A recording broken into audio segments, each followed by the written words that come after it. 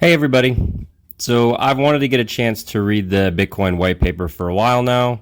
Finally had the chance to read it, and I thought while I'm reading it, I might as well record it and share it with everybody that maybe doesn't get a chance to sit down and read anything very often. So here it is, and enjoy. Nobody's gonna stand in my way. Give it up, son, I'm doing this my way. Bitcoin, a peer-to-peer electronic cash system. Section 1, Introduction. Commerce on the internet has come to rely almost exclusively on financial institutions serving as trusted third parties to process electronic payments.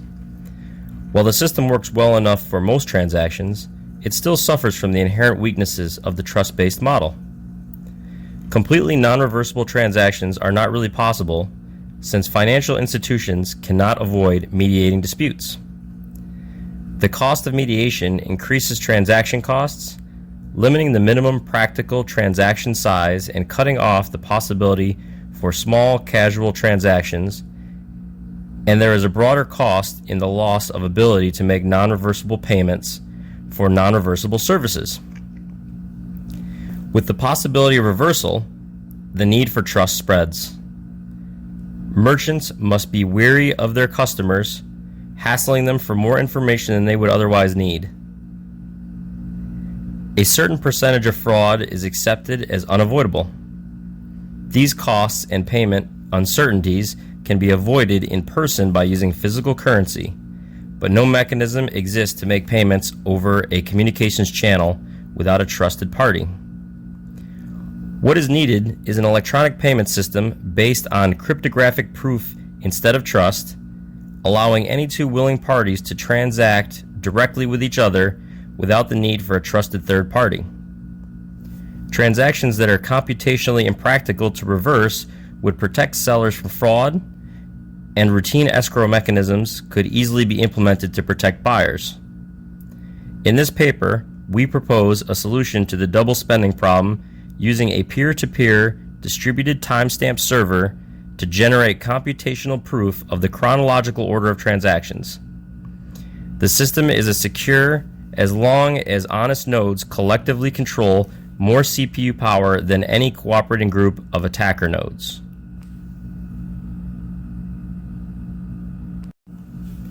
Section 2, Transactions. We define an electronic coin as a chain of digital signatures. Each owner transfers the coin to the next by digitally signing a hash of the previous transaction and the public key of the next owner and adding these to the end of the coin. A payee can verify the signatures to verify the chain of ownership. The problem, of course, is that the payee can't verify that one of the owners did not double spend the coin. A common solution is to introduce a trusted central authority, or mint, that checks every transaction for double spending. After each transaction, the coin must be returned to the mint to issue a new coin, and only coins issued directly from the mint are trusted not to be double spent. The problem with this solution is that the fate of the entire money system depends on the company running the mint, with every transaction having to go through them, just like a bank. We need a way for the payee to know that the previous owners did not sign any earlier transactions. For our purposes, the earliest transaction is the one that counts, so we don't care about later attempts to double spend. The only way to confirm the absence of a transaction is to be aware of all transactions. In the mint-based model, the mint was aware of all transactions and decided which arrived first.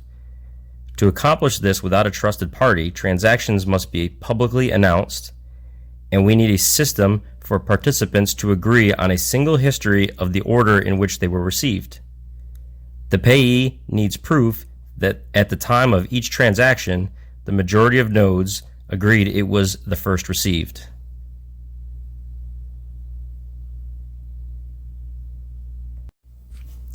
Section 3, Timestamp Server.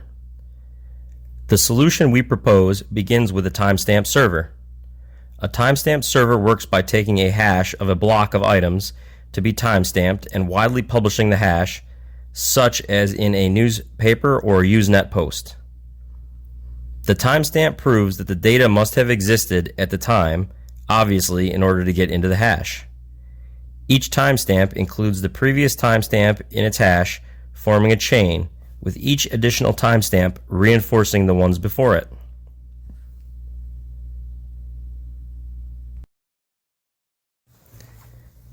Section 4. Proof of work. To implement a distributed timestamp server on a peer-to-peer basis, we will need to use a proof of work system similar to Adam Back's Hashcash, rather than newspaper or Usenet posts. The proof of work involves scanning for a value that, when hashed, such as with SHA-256, the hash begins with a number of 0 bits. The average work required is exponential in the number of 0 bits required and can be verified by executing a single hash. For our timestamp network, we implement the proof of work by incrementing a nonce in the block until a value is found that gives the block's hash the required 0 bits. Once the CPU effort has been expended to make it satisfy the proof of work, the block cannot be changed without redoing the work. As later blocks are chained after it, the work to change the block would include redoing all the blocks after it. The proof of work also solves the problem of determining representation in majority decision making. If the majority were based on one IP address, one vote, it could be subverted by anyone able to allocate many IPs. Proof of work is essentially one CPU, one vote. The majority decision is represented by the longest chain, which has the greatest proof of work effort invested in it. If a majority of CPU power is controlled by honest nodes, the honest chain will grow the fastest and outpace any competing chains. To modify a passed block, an attacker would have to redo the proof of work of the block and all blocks after it, and then catch up with and surpass the work of the honest nodes. We will show later that the probability of a slower attacker catching up diminishes exponentially as subsequent blocks are added. To compensate for increasing hardware speed and varying interest in running nodes over time, the proof of work difficulty is determined by a moving average targeting an average number of blocks per hour. If they're generated too fast, the difficulty increases.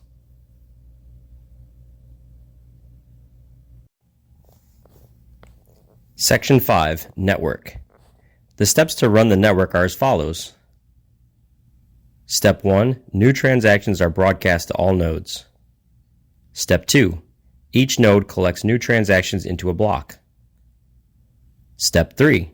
Each node works on finding a difficult proof of work for its block. Step 4. When a node finds a proof of work, it broadcasts the block to all nodes. Step 5. Nodes accept the block only if all transactions in it are valid and not already spent. Step 6. Nodes express their acceptance of the block by working on creating the next block in the chain, using the hash of the accepted block as the previous hash. Nodes always consider the longest chain to be the correct one and will keep working on extending it. If two nodes broadcast different versions of the next block simultaneously, some nodes may receive one or the other first. In that case, they work on the first one they received, but save the other branch in case it becomes longer. The tie will be broken when the next proof of work is found and one branch becomes longer. The nodes that were working on the other branch will then switch to the longer one. New transaction broadcasts do not necessarily need to reach all nodes. As long as they reach many nodes, they will get into a block before long. Block broadcasts are also tolerant of dropped messages. If a node does not receive a block, it will request it when it receives the next block and realizes it missed one.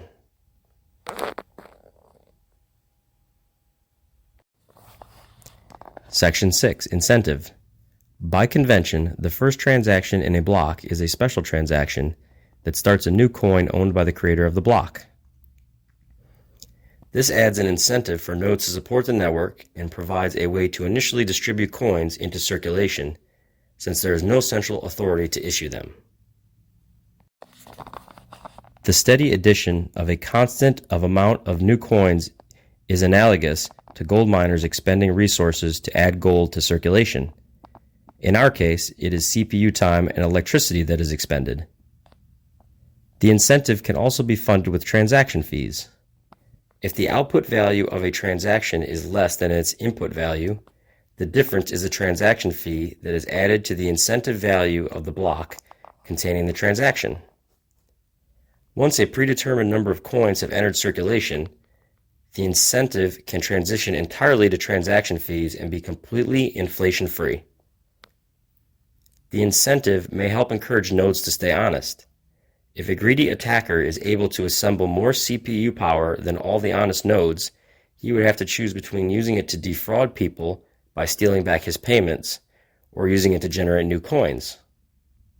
He ought to find it more profitable to play by the rules, such rules that favor him with more new coins than everyone else combined, than to undermine the system and the validity of his own wealth. Section 7. Reclaiming disk space. Once the latest transaction in a coin is buried under enough blocks, the spent transactions before it can be discarded to save disk space. To facilitate this without breaking the block's hash, transactions are handled in a Merkle tree, with only the root included in the block's hash. Old blocks can then be compacted by stubbing off branches of the tree. The interior hashes do not need to be stored. A block header with no transactions would be about 80 bytes. If we suppose blocks are generated every 10 minutes, 80 bytes times 6 times 24 times 365 is equal to 4.2 megabytes per year. With computer systems typically selling with 2 gigabytes of RAM as of 2008 and Moore's law predicting current growth of 1.2 gigabytes per year, storage should not be a problem even if the block headers must be kept in memory.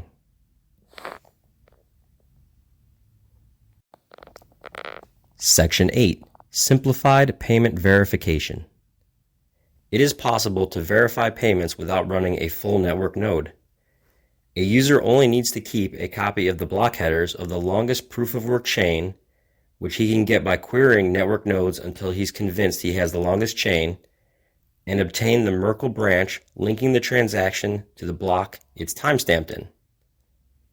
He can't check the transaction for himself, but by linking it to a place in the chain, he can see that a network node has accepted it, and blocks added after it further confirm the network has accepted it. As such, the verification is reliable as long as honest nodes control the network, but is more vulnerable if the network is overpowered by an attacker. While network nodes can verify transactions for themselves, the simplified method can be fooled by an attacker's fabricated transactions for as long as the attacker can continue to overpower the network. One strategy to protect against this would be to accept alerts from network nodes when they detect an invalid block, prompting the user's software to download the full block and alerted transactions to confirm the inconsistency. Businesses that receive frequent payments will probably still want to run their own nodes for more independent security and quicker verification.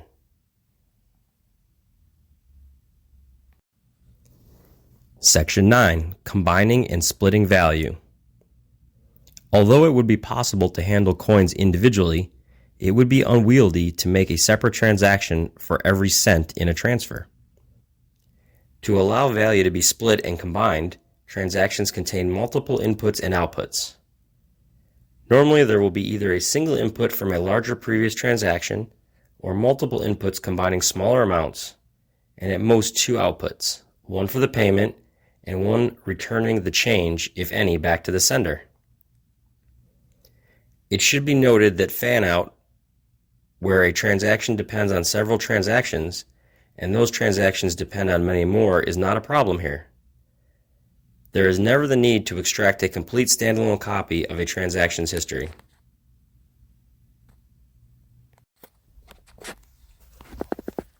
Section 10. Privacy. The traditional banking model achieves a level of privacy by limiting access to information to the parties involved in the trusted third party. The necessity to announce all transactions publicly precludes this method, but privacy can still be maintained by breaking the flow of information in another place, by keeping the public keys anonymous. The public can see that someone is sending an amount to someone else, but without information linking the transaction to anyone.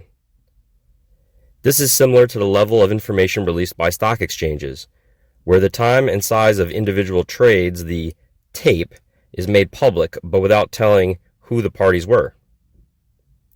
As an additional firewall, a new key pair should be used for each transaction to keep them from being linked to a common owner.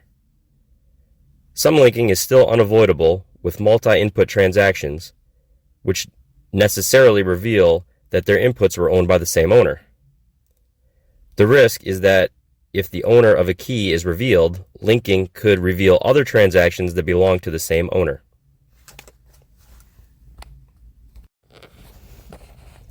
I'm going to preface this next section with letting you know that there's a significant number of calculations, and I will be skipping over those during the reading, so if you'd like to see the calculations, you can always check the white paper in PDF format. Section 11, Calculations. We consider the scenario of an attacker trying to generate an alternate chain faster than the honest chain. Even if this is accomplished, it does not throw the system open to arbitrary changes, such as creating value out of thin air or taking money that never belonged to the attacker. Nodes are not going to accept an invalid transaction as payment, and honest nodes will never accept a block containing them. An attacker can only try to change one of his own transactions to take back money he recently spent. The race between the honest chain and an attacker chain can be characterized as a binomial random walk. The success event is the honest chain being extended by one block, increasing its lead by +1, and the failure event is the attacker's chain being extended by one block, reducing the gap by -1. The probability of an attacker catching up from a given deficit is analogous to a gambler's ruin problem. Suppose a gambler with unlimited credit starts at a deficit and plays potentially an infinite number of trials to reach a break-even. We can calculate the probability he ever reaches break-even, or that an attacker ever catches up with the honest chain, as shown below. Given our assumption that P is greater than Q, the probability drops exponentially as the number of blocks the attacker has to catch up with increases. With the odds against him, if he doesn't make a lucky lunge forward early on, his chances become vanishingly small as he falls further behind. We now consider how long the recipient of a new transaction needs to wait before being sufficiently certain the sender can't change the transaction. We assume the sender is an attacker who wants to make the recipient believe he paid him for a while, then switch it to pay back to himself after some time has passed. The receiver will be alerted when that happens, but the sender hopes it will be too late. The receiver generates a new key pair and gives the public key to the sender shortly before signing. This prevents the sender from preparing a chain of blocks ahead of time by working on it continuously until he is lucky enough to get far enough ahead, then executing the transaction at that moment. Once the transaction is sent, the dishonest sender starts working in secret on a parallel chain containing an alternate version of his transaction. The recipient waits until the transaction has been added to a block and Z blocks have been linked after it. He doesn't know the exact amount of progress the attacker has made, but assuming the honest blocks took the average expected time per block, the attacker's potential progression will be a Poisson distribution with an expected value. To get the probability the attacker could catch up now, we multiply the Poisson density for each amount of progress he could have made by the probability he could catch up from that point.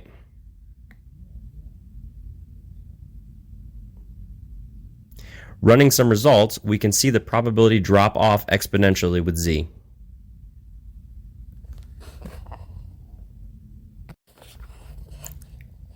Section 12, Conclusion. We have proposed a system for electronic transactions without relying on trust. We started with the usual framework of coins made from digital signatures, which provides strong control of ownership, but is incomplete without a way to prevent double spending. To solve this, we proposed a peer-to-peer network using proof of work to record a public history of transactions that quickly becomes computationally impractical for an attacker to change if honest nodes control a majority of CPU power. The network is robust in its unstructured simplicity. Nodes work all at once with little coordination. They do not need to be identified, since messages are not routed to any particular place and only need to be delivered on a best effort basis. Nodes can leave and rejoin the network at will, accepting the proof of work chain as proof of what happened while they were gone. They vote with their CPU power, expressing their acceptance of valid blocks by working on extending them and rejecting invalid blocks by refusing to work on them. Any needed rules and incentives can be enforced with this consensus mechanism.